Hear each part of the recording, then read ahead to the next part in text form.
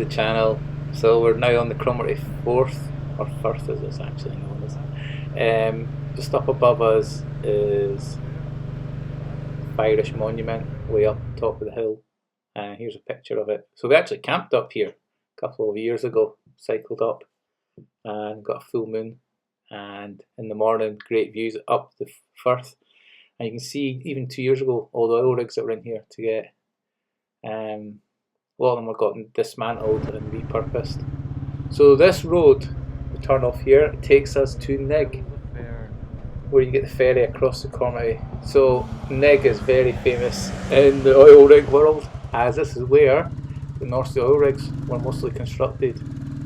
A massive engineering feat at the time, as nothing had been built like them for the operating depths, and Cromarty Firth was chosen for its location. And it transformed this area overnight, where if you were of the ability to learn how to weld, be an engineer, you could earn a lot of money, and men worked and women worked here, and they earned 4, 5, 6 times the salaries of regular jobs. A lot of people became very rich overnight. I think a lot of people blew a lot of the money there, sadly for them, but sure had a good time doing it. But it's a fascinating story. If you get onto iPlayer, check, it comes on and off every so often. There's the Rigs of Nigg documentary, and it's fascinating. The great story of the pub owner who was near bankrupt until he heard of this about to happen, and he thought he'd hold tight, and it's unbelievable the money he made. And the building that was the pub still here, there's the extension they had to put on it because it was so busy. I'll save all that for the documentary that's really worth watching.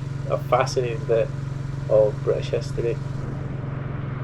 So we're just catching the side of a shower that's went right up over what's called the South Souta, which is the hill on the north side of the, as you come into the Cromarty Firth.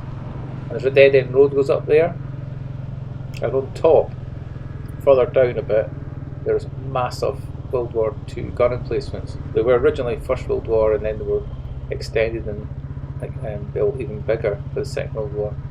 Because originally the Royal Fleet used to be anchored in here. So there's a North Souta and a South Souta, and they both had the same similar defences, and the gun emplacements were massive. And you can get down inside and at the magazine rooms on one of them up here. There's 2 guns on each side, and there's all the searchlights and the whole place, what you can imagine, the defensive setup's massive. There was a golf course in here on the left as well, just after the First World War. Officers used to play there. So this is basically Nigg, where you get the ferry terminal. When I say ferry, it's a small boat that takes 2 cars and passengers, but it's busy. So I'll just circle around here and I'll head up the North Souta.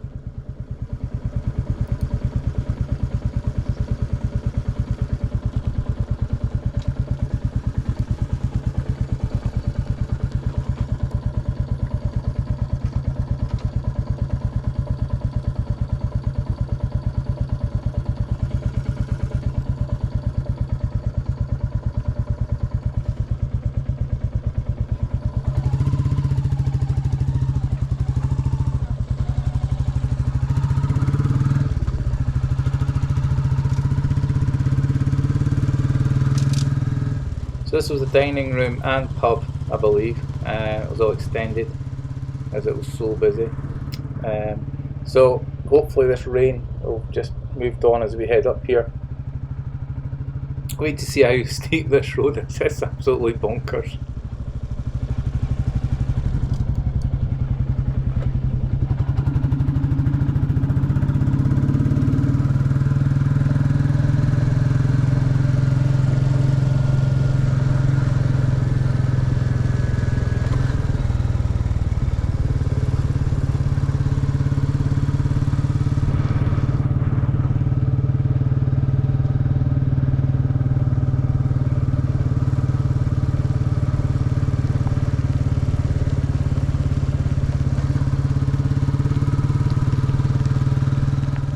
Well, if you're a golfer or you're a greenkeeper, or a head greenkeeper as I have been previously, you will make out there's a golf course there. an old links golf course. You can make out the fairways, the tees, the greens, and hollows where there's been bunkers. So this road's obviously getting a bit of repair this now. So it's going to be quite a long film this. Cause I want to just leave all this on because it's a fascinating bit of coastline here. Anyway, I'll just leave it and run till we get up the hill, okay?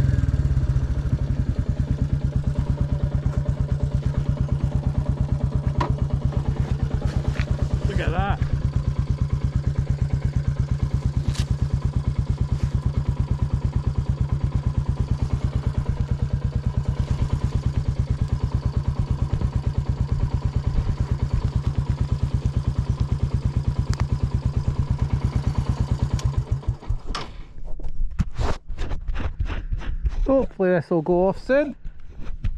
Still a bit to come across.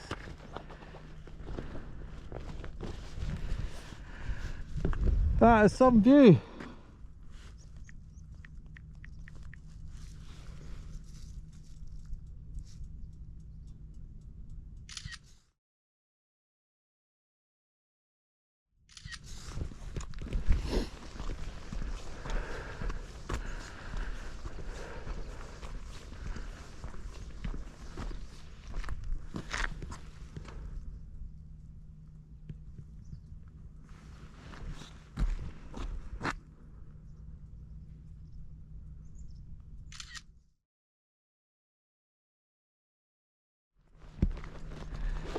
So you can see that some of it's been part filled in, but that was the big dry dock where they built the sections of the rigs, then welded them all up together, hoisting them up.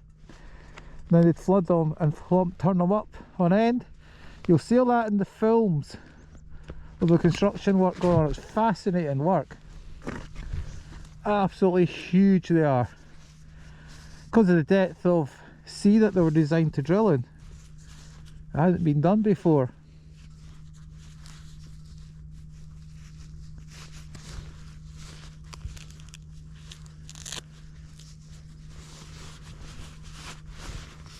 I'll just go up here. I don't know if I can still come up. I see a new sign up here. I don't know if there's a no-through road now, we'll see.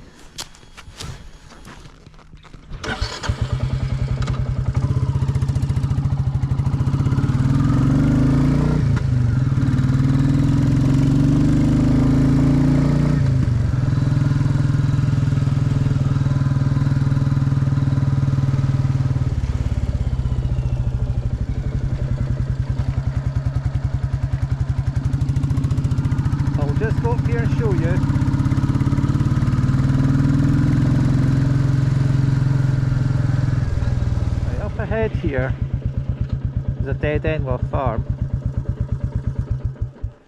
and there's a big private house where a field track goes down. I'll put the pics up of it all in a sec, and I can't get a drone up today with this wetness because I was going to park and walk down. I'm not even sure if they want folk parking up here now. I bet there's been bother post-COVID, I bet you. But anyway, you will see the pics of the Massive gun emplacement. The North Souta defences are amazing. Massive. First World War they were built and then extended in Second World War. So they obviously defended both sides. The north and the south had the same defences with big guns, naval guns, and that was when the Royal Navy Fleet was kept in the Cromarty Firth here.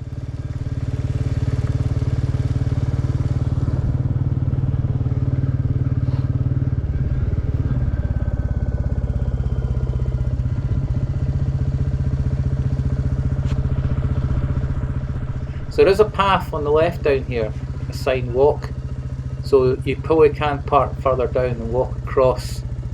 It's down below here on the left, and it walks right round to the fences. So you're probably better doing that, or we'd probably do is go around on push bikes.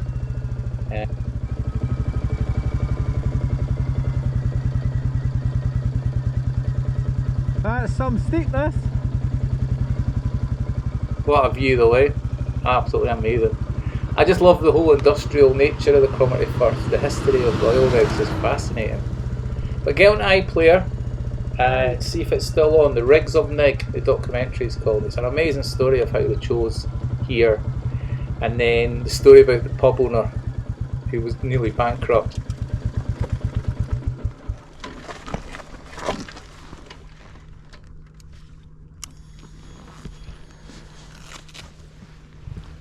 The southern gun emplacements are up on top there, but you'll see the rocks that have got the searchlights on them. Now if I was really good with my drone, I'd fly it from up the top and descend it down. I'm not at that level yet. But we camped there at night, then we cycled across, we got the ferry across, and we actually cycled up this. So I cycled most of it, not all of it, and Glenda pushed a lot of it. We went down to the gun emplacements that you've seen the pictures of, and then we cycled all the way down and went up to the Irish monument, and that's the picture I'll show you now as well. So I think we might as well just get a ferry across today. We'll go and get the next ferry. There's not really much point staying here because I'm not going to get the drone up with the weather. It means I was going to camp here tonight. See that grass down there? I was going to camp in there. I'm all way ahead of time because it's only 1:30. So I might as well get the ferry across. We'll go to the coffee shop, the cafe. We spoke to the guy and his daughter last time we were there, because his daughter's actually got a Surly. That's the make fat bikes that we have. And oh, here's a combine. Now, what power has that combine got to come up here? Look at the steepness. Wow. I think I might sit and wait for that to come up just to get that on film. Back shortly. You can make out there's been a golf course there. Still leaving bunkers. So that was after the First World War, when these big emplacements were built. You got to remember the Royal Fleet was in here, so this is what they were guarding with searchlights, and I believe those are submarine nets as well. We'll try and find some links and leave it all in the comments, okay?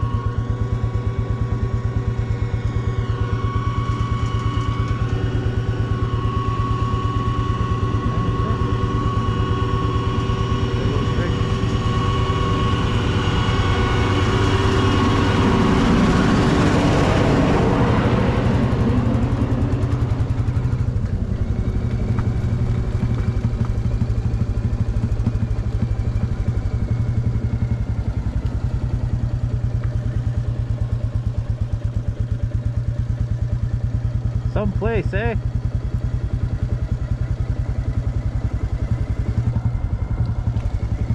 Looks like I'm going to get dry weather though later on. The forecast is clear.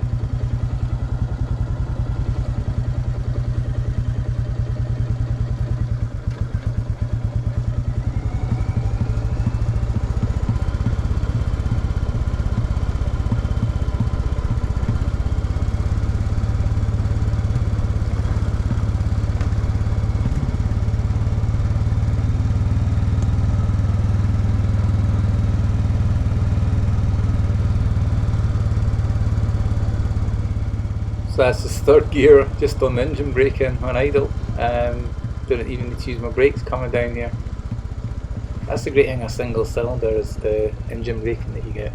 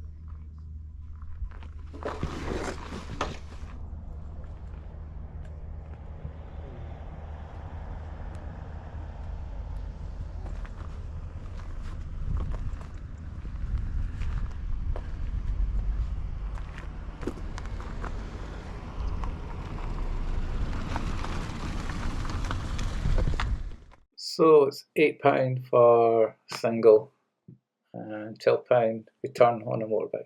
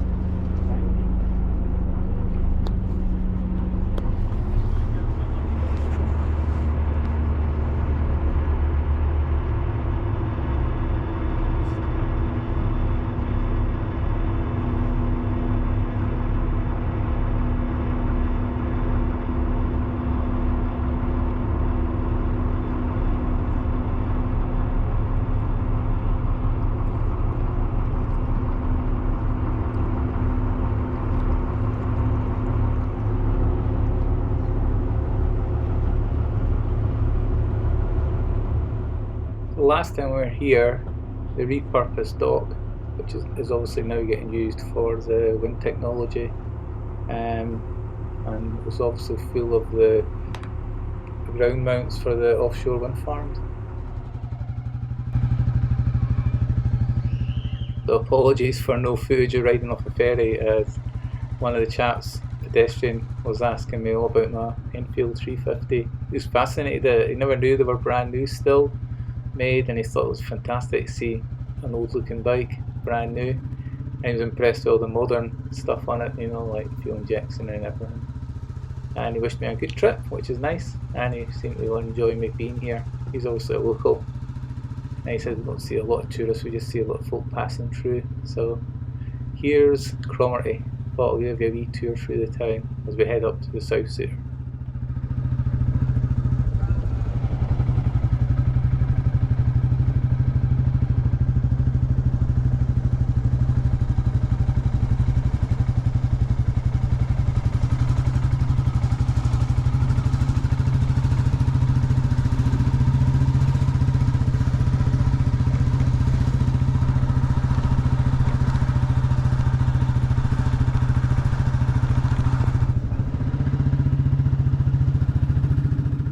So a road leads out of the town east and up the hill to the South Souta, and so it's just heading up now. It gets narrower and a bit rougher as it goes on. So you may spot in here on the right a unicorn, not a real one obviously, but there you go, see it? Unicorn still Unicorn.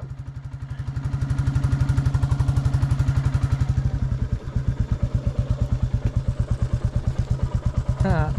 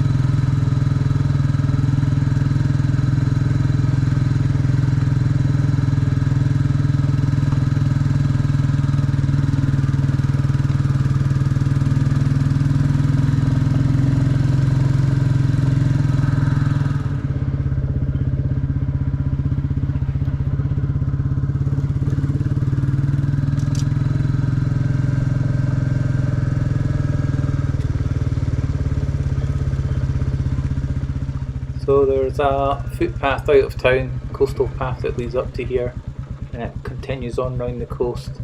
I'll just park up here. So the South Souta is a lot more overgrown than the North Souta, and it's harder to get into. It's actually fenced right round. You can get over through the fence, as we did when last visited. What I'm going to do is go up, park here, and go up, walk up the top. And it seems to have cleared that rain, so it seems to have missed the south side. So I'm going to put the drone up because it's not too windy, and do a 360 circle for you, and let you see some of the views.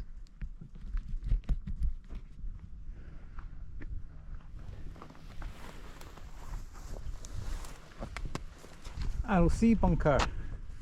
It's actually an underground nuclear blast monitoring post. It's had a cap put on it. Vents are missing. Yeah, we'll go see another one of these soon. I'll put the drone up, I'll make it put up higher than all these cables. I'll just do a 360, let you have a good look round. 2 ticks.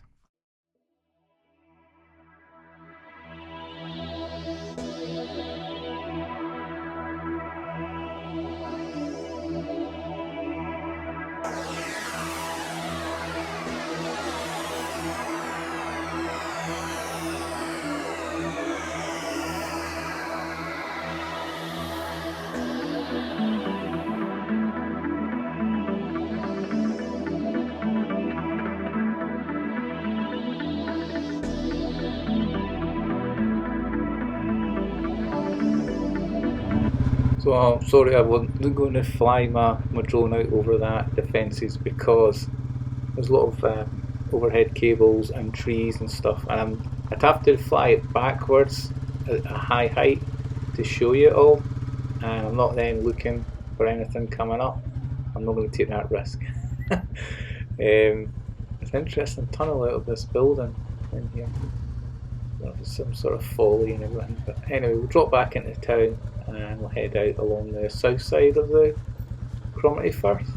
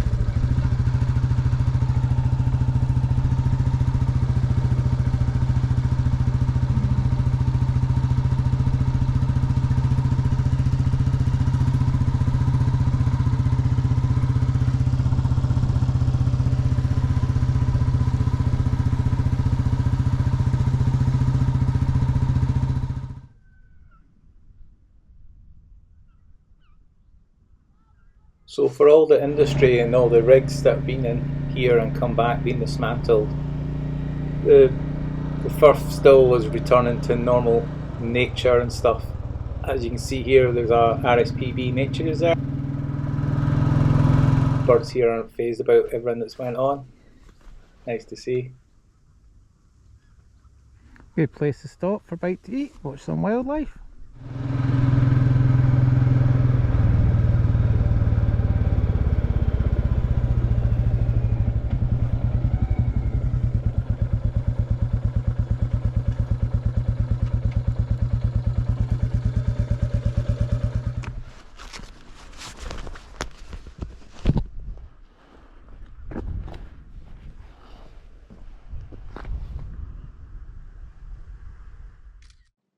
A lovely old Massey tractor.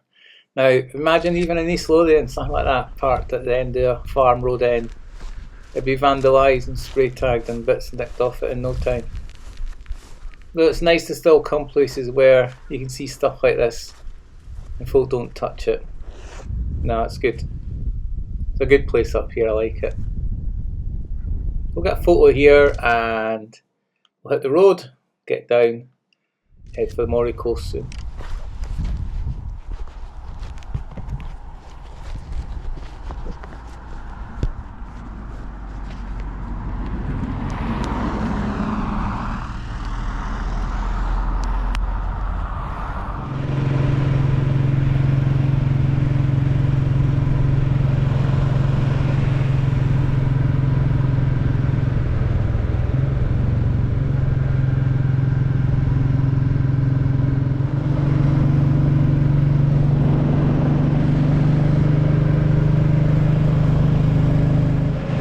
Right, we're nearly 30 minutes now, so we'll give this one up, we'll wrap this one up. So there you go, quick run round the Cromarty Firth, both sides. Great wee place, I love it here, and a lot quieter than the rest of the tourist route on the east coast. So we're going to rejoin the A9 now, head across down to Inverness and back along to Nairn. And next film will be onto the Moray coast from probably just before Findhorn. We'll start the next film, because that's where we're camping tonight, first night camp. So thanks again, see you again next time, bye for now.